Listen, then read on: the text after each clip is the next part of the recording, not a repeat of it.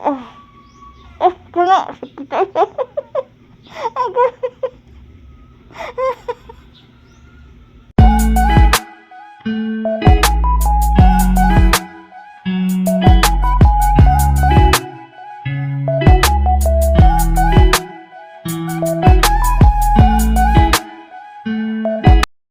Guys, good morning. Good morning sa inyong lahat.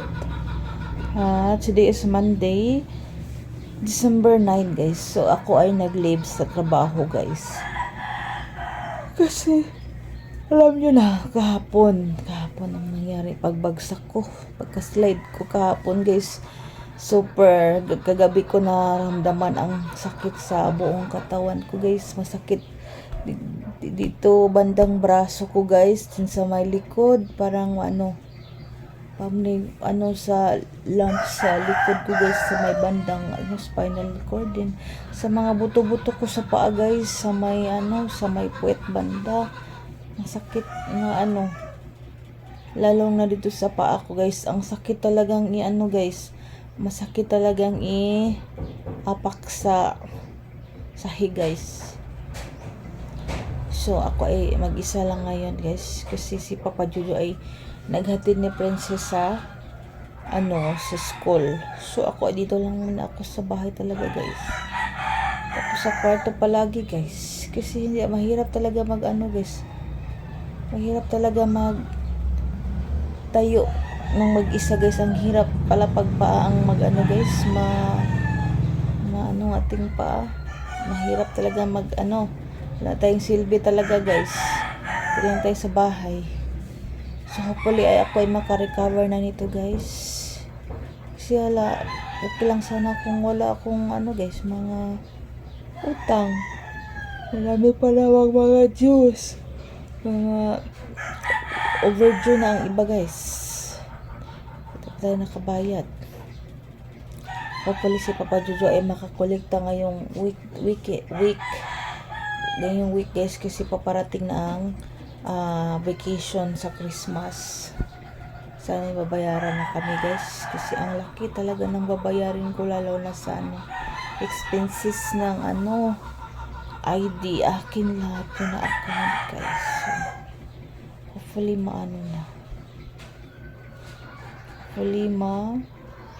bayadan na. So, tayo nito mamaya, guys, ng aking maglagay tayo ng dahon ng tuba-tuba mamaya.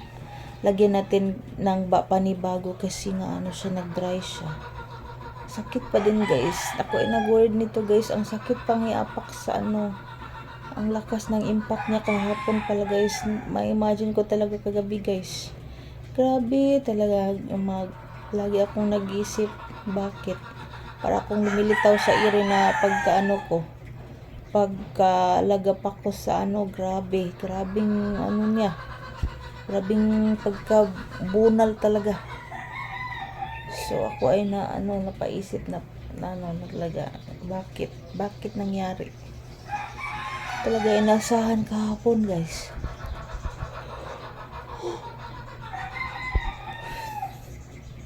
Wala. Pati sa labahin, si Papa Jojo nang guys. Pinalaba ko kasi ang uniform. Hindi pa na-dry, guys. So, nahirapan sa kanyang mga uniform. Hindi ako nakalaba. Bati na lang, si Papa Jojo, naglaba. Hindi na mata ko. Dito pa ako sa kwarto, guys. Maghintay ako ni Papa Jojo. Papa Jojo ay mamaya mag-alis siya, mga leksyon. Guys, tumba man.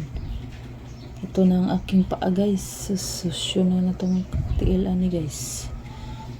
Itong pulihan o kuan, guys. Tuba-tuba. So, never mind, may kuko, guys. Wala talaga akong arig talaga, guys. Arig. Natin ang ating nihubag. Brad, nihubag ang diri, Brad. Ba, tanawa, Brad. Brad. Tanawa, nihubag. Kuha naman na iyang. Nihubag siya. Sakit ito, Mukubag, maging na lamba man. Paliti sa kog may pinamik be. Duhoan na lang brad. Kit kayo eh. Hubog. Hubog naman na siya guys. Kagulaan ako ani sunod adlaw. Kay diri man ang hubag oh. Sakit.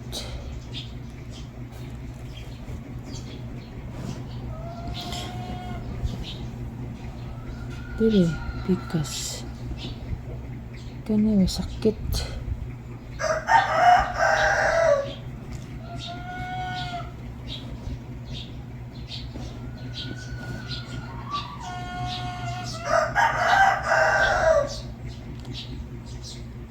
Dan nilagom lagi ni diri Brad.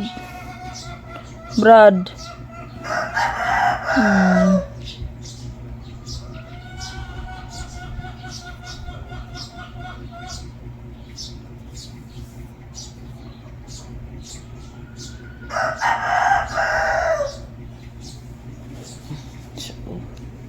Kali kahubag.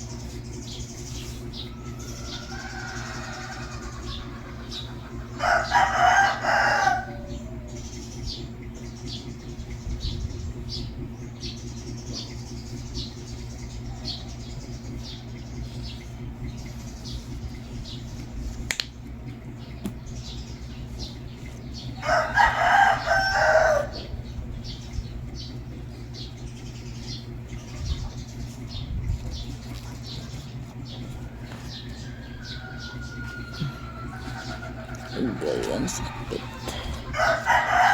Sakit sahon.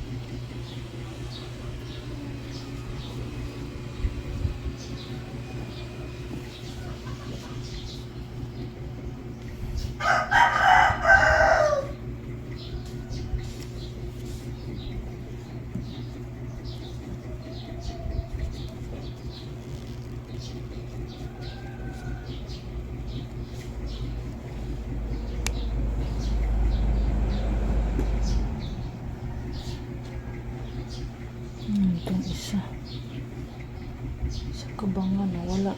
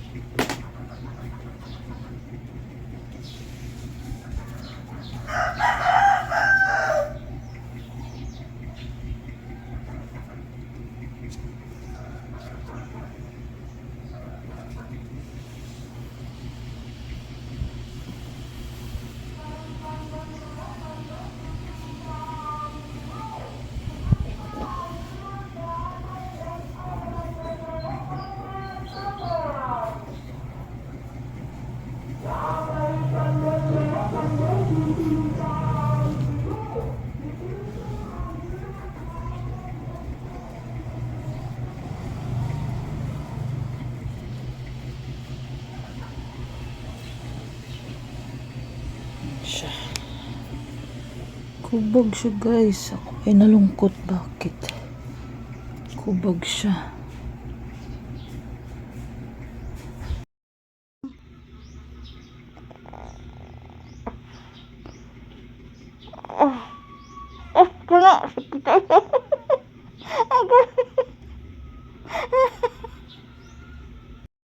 Guys, may hapon. Good afternoon. Time check.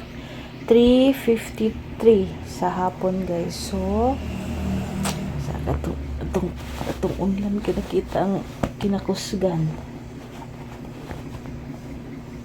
So, update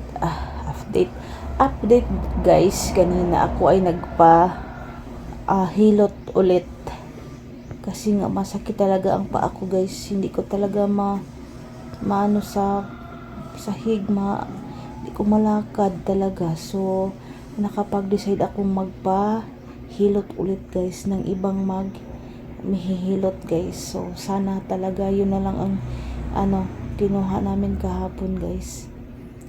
Hindi naman natin alam ang pangyayari. So kami ay na kahapon nataranta ba. So kanina ako ay nag-request kay Papa Jojo na kuha ng manghilot. Nag-change lang ako, hindi mag-ultrasound. X-ray pala. Kasi nga una-una kong magpahilot talaga guys kasi ang sakit. Parang hindi na yung paghilot kahapon. Ang sakit pa rin guys.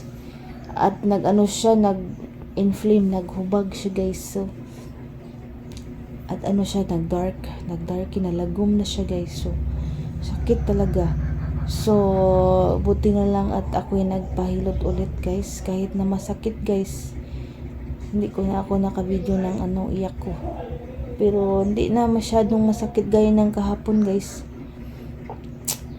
Buti na lang sana siguro kung yun na lang kinuha namin kasi lang yun nila Papa Jojo, tiyahin ni Papa Jojo. Buti ako ay guys.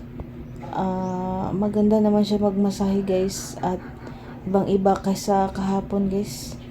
So siya talaga ay manghihilot at talaga sabi niya pwede siya manghilot ng gustong magbuntis, mga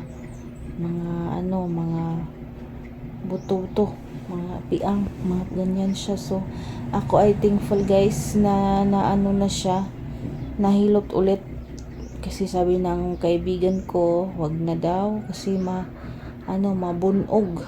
So ano bang Tagalog ng bunog guys? So kahit na back guys. So ako ay nag full storage say guys. So nasa na ba tayo? So ako lang mag-isa guys kasi si Papa Jojo ay nagsundo kay Prinsesa guys, school. At pinatahi ko din yung sandal niya guys na nasira guys. So dito sa guys, sa ko na pangyaring ito guys na ako ay na-slide. Ang sabi ng manghilot guys ay pwede siyang maghilot. Nagtanong siya kung may ba din ba ang aking sa may bandang puwet. So ang kuabong katawan ko ay napamaol kagabi.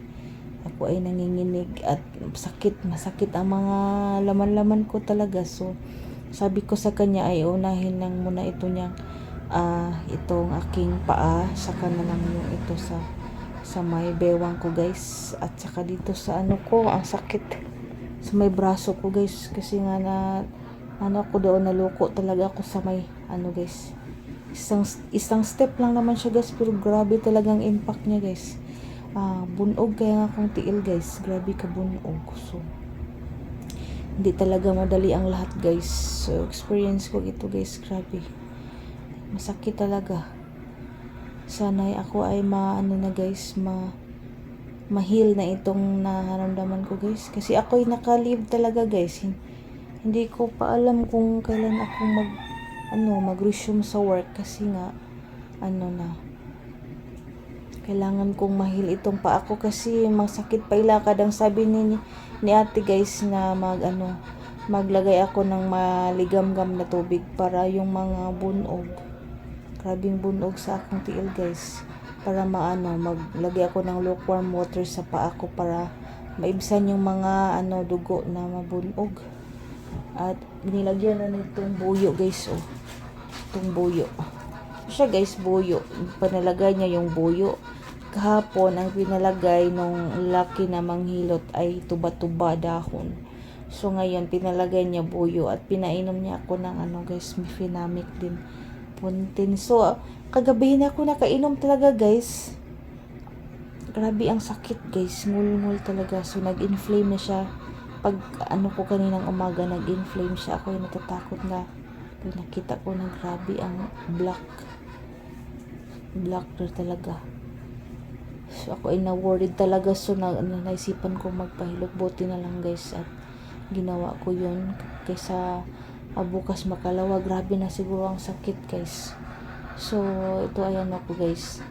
Obserbahan ko siya guys. Hindi ko muna siya pero natin ating lihok-lihok konti guys. Ating ganyan siya, oh. Ating igalaw-galaw pala. Igalaw-galaw natin guys minsan para hindi masanay na hindi magalaw talaga.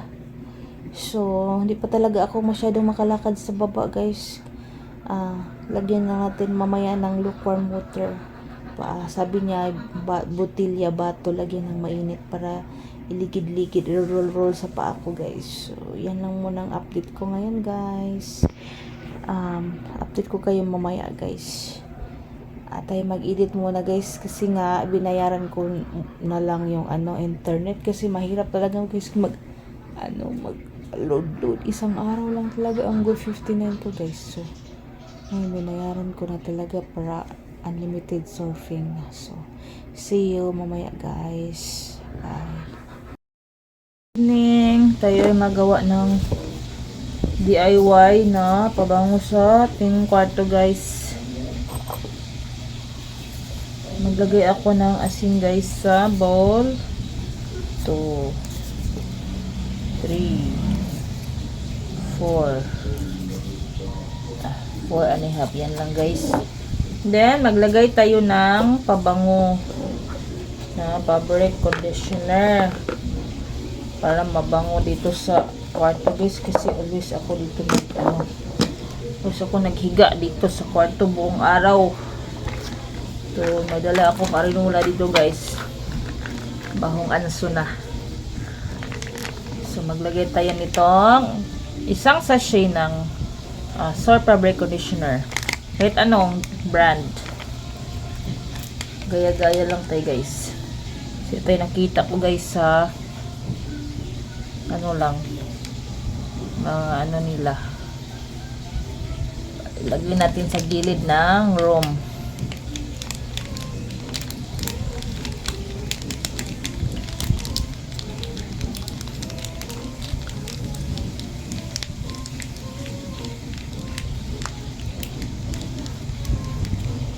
So, bango na siya. Day, kuha day. Kuha sabi.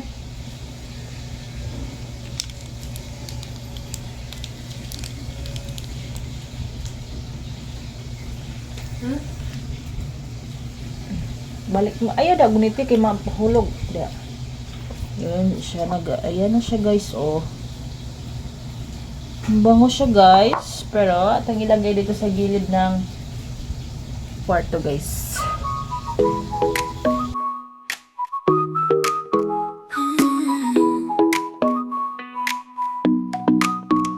어느 날 그대와 함께한 시간들